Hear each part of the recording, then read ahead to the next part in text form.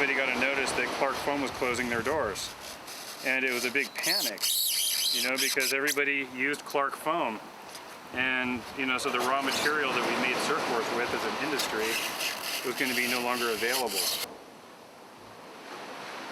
And what that did is it created a situation where, you know, there was a big fear of not having the raw material for the surfboards.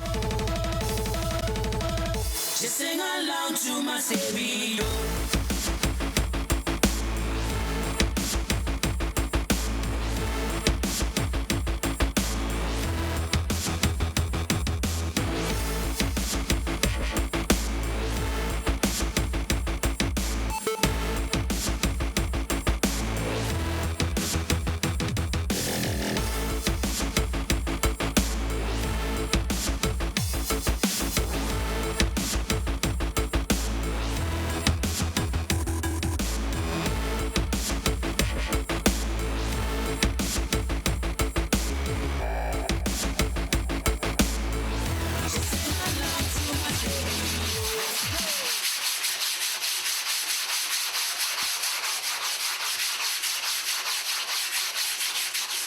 Price of board shot up by $100 a board, which was, you know, 25–30%, and all of a sudden there was a margin.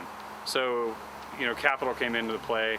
They started making boards in China, Thailand, you know, bringing boards. Boards just came into America from all over the world, really, from South Africa, South America, and there was a big glut of boards.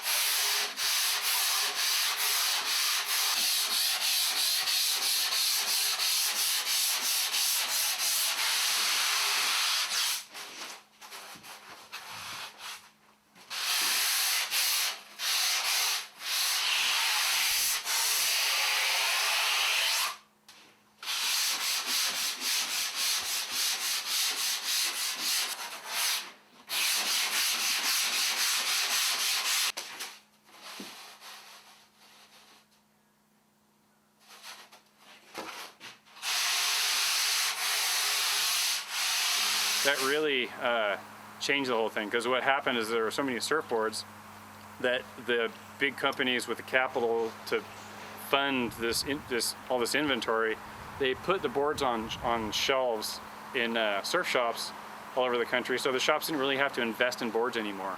So, you know, even the industry leader Channel Islands got bought by Burton Snowboards, and they did the same thing that they did in the snowboard industry, which is, you know, hire the best surfers, give the shops boards and let them pay in 6 months after they sell them. So the shops get, you know, the #1 brand with all the top marketing in their shop, and they don't have to pay for them until 6 months later. So how can all of these small manufacturers compete with that?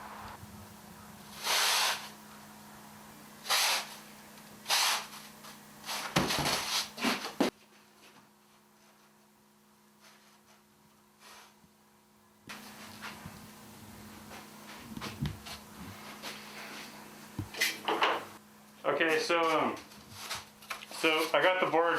This is like rough shaped. I'm ready to kind of, you know, go ahead and start doing the finishing. You saw I got the rails, like they're symmetrical. Amazing, yeah. So cool. Amazing. I just can't believe how, like, after you're done, it's just like fitting. It's kind of, it's difficult, and it's the kind of thing where as the consumers have become conditioned to get computer shaped boards and buy the JS or the Channel Islands, because that's what, you know, what Bruce is riding or what Kelly's riding. You know, what I'd like to see is going back to the way we used to do it, and try to have, you know, people in local communities buying boards from the shapers, and, you know, the guys who are still doing it anyway, and trying to get some of the guys back to do it again who stopped because they were just so disillusioned by the whole thing. You know, I think, you know, half the guys are gone, half the guys quit, you know, don't even make boards anymore. So it's unfortunate, because you know, people who really put their heart and soul into it didn't go to college necessarily, didn't plan for something else, but, you know, just basically worked for the passion of it, not for the profit. They couldn't even make a meager living anymore.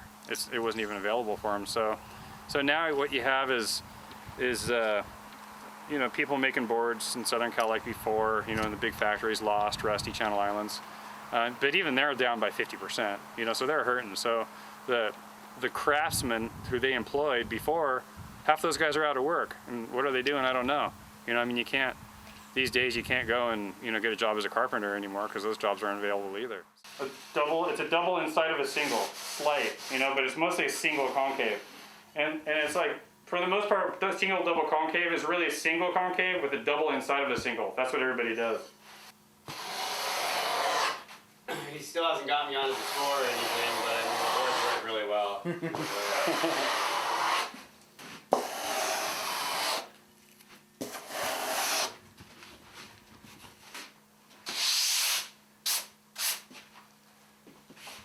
You tow them in, they're kind of pointed in this way a little bit.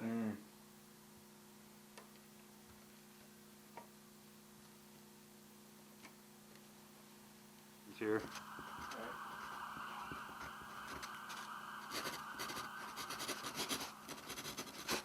For Mike? Awesome.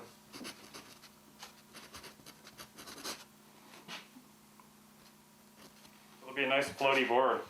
It's just so cool when you have that thickness in the middle, you know, because it's like it feels the board's a little thin and low profile, but then it actually floats you. So, cool.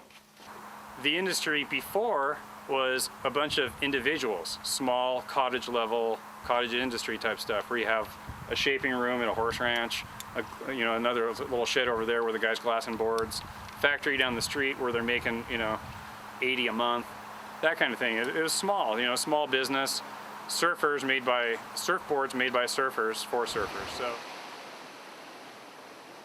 you know, like I was talking to JT a few days ago, and so, you know, we didn't, you know, one of the reasons that we got into doing this is because we like it. And, you know, his what he said is like, hey, that's the only reason we did this.